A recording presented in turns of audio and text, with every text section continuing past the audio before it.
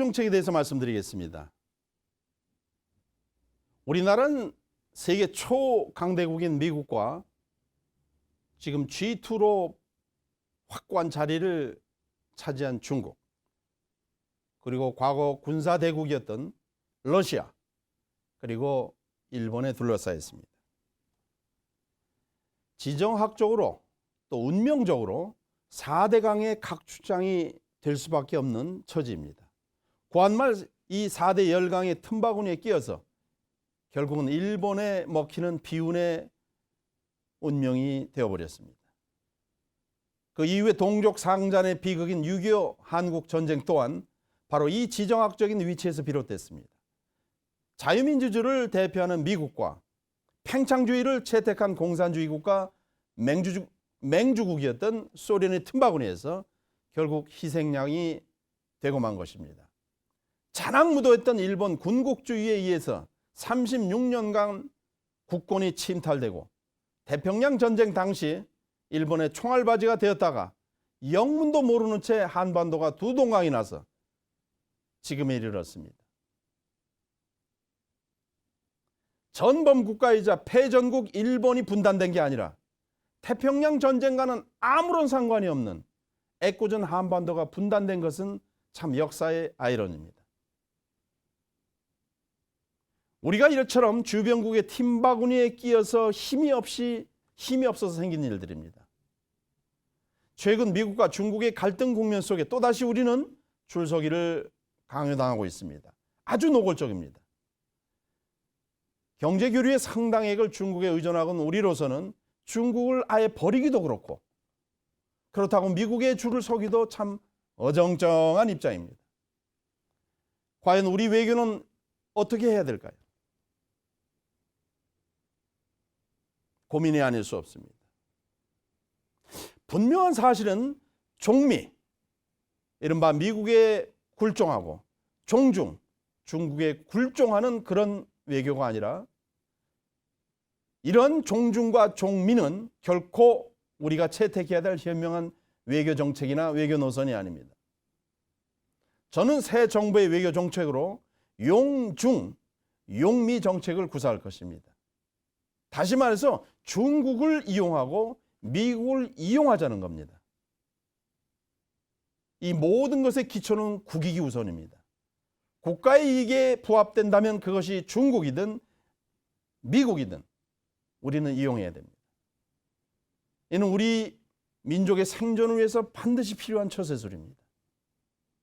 어쩌면 운명적으로 4강, 열강에 끼어있는 우리들의 운명이기도 합니다. 다만 그 가중치에 있어서는 국가안보가 우선이 돼야 된다고 생각합니다. 경제적 이해득실 때문에 국가안보를 위태롭게 하는 우를 범하면 안 됩니다. 예로부터 우리 조상들은 원교 근공, 이른바 멀리 있는 나라와는 교류를 하고 가까이 있는 나라는 공격한다는 그런 외교 정책을 구사한 바가 있습니다. 그렇지 않으면 맨날 맥히고 맨날 전란에 시달렸던 그런 조상들의 지혜였습니다. 저는 이제 이것이 용중용미, 중국을 이용하고 미국을 이용해서 국익을 극대화하는 것이 이제 그 답이라고 생각합니다. 일본군의 이른바 종군 위안부 문제의 국가 보상 우선 정책에 대해서 말씀드리겠습니다. 일제치에 우리의 국권은 이미 존재하지 않았습니다. 나라가 없어졌기 때문입니다. 일본군의 종군 위안부로 우리 꽃다운 처녀들이 성놀이개가 된 채 그 슬픈 역사를 우리는 가지고 있습니다.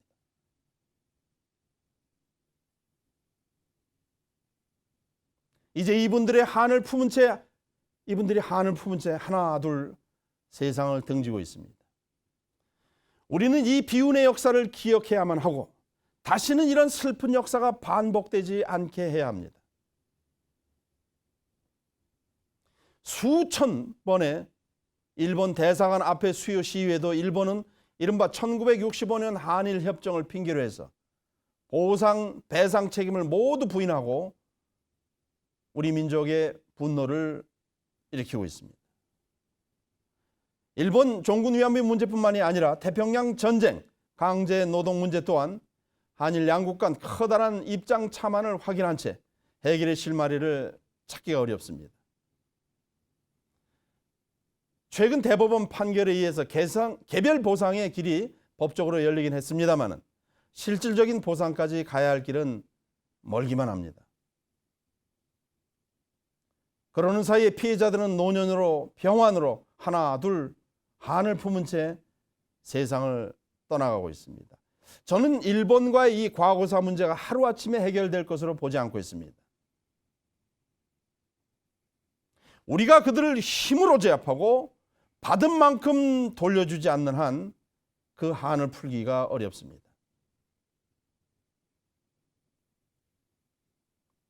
저는 우선 정부가 먼저 이 종군 위안부 피해자들과 태평양 전쟁 강제동원 피해자들에 대한 보상을 피해자 각각에게 해주는 법안을 만들어서 적절하고도 신속하게 선보상을 해줘야 한다고 생각합니다. 일본으로부터 사과를 받아내는 일은 새 정부의 몫으로 두고라도 우선 피해 보상을 정부가 먼저 나서서 해야 한다고 생각합니다. 언제까지 피해자들이 개별적으로 일본 정부를 상대로 해서 힘겨운 소송전을 하게 방치해서는 안 됩니다. 이 모든 일은 국가가 국민을 제대로 보호하지 못해서 발생한 피해들이기 때문에 우선 국가가 보상해줘야 하는 것이 사리에 맞습니다. 그리고 반성하지 않는 일본에 대해서는 그들을 힘으로 제압하거나 받은 만큼 돌려줘야 그 민족의 한을 품을 수 있다고 생각합니다. 저는 집권 후에 이 문제를 심각하게 고려할 것입니다. 일본에게는 그렇게 해야만이 비로소 사과를 받아낼 수 있습니다. 우리 모두가 일본을 제압할 수 있는 실질적인 힘을 길러야 할 것입니다. 나는 집권 기간 중에 국민 여러분과 이 일을 하겠습니다. 그리고 그 민족의 한을 반드시 풀어드릴 것입니다.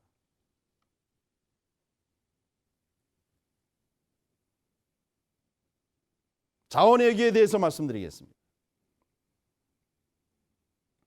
자원이라고는 인적 자원밖에 없는 우리가 오늘날 10위권 무역 대국이 된 것은 사실 기적에 가깝습니다.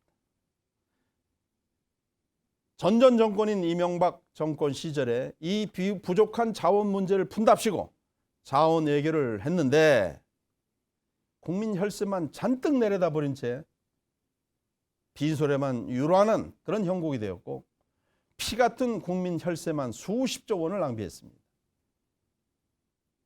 이명박 정권이 끝나 나간 돈을 회수하고 했지만은 이미 국민 혈세는 온데간데 없고 해외에 투자한 각종 자원 관련 광사는 부실화되었습니다.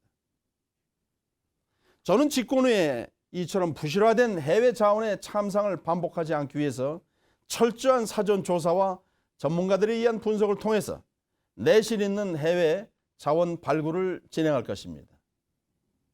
이 좁디 좁은 한국 땅에 만족하지 않고 해외 곳곳에 정부와 민간 합동으로 확장된 대한민국을 건설할 것입니다. 청소년들의 해외 진출을 적극 장려해서 세계의 변화를 주도하는 한국을 만들어갈 것입니다. 전 세계 공간의 대국민 서비스 기관화 정책에 대해서 말씀드리겠습니다. 지금은 관료주의에 젖어 있는 해외 공간을 철저하게 대국민 서비스 기관으로 탈바꿈시킬 것입니다. 600만 한국 교민들의 애로를 청취하고 이들의 현지 정착을 돕는 도우미 기관으로 대폭 전환시킬 것입니다. 이 대사관이 앉아가지고 하는 일이 국회의원들의 골프 부킹이나 해주는 해외 공간이 아니라 한국민들의 해외 진출 교두보 역할을 하게 하고 현지 교민들의 억울함과 행정 편의를 돕는 철저하게 대국민 서비스 기관으로 대사관을 재편성할 것입니다.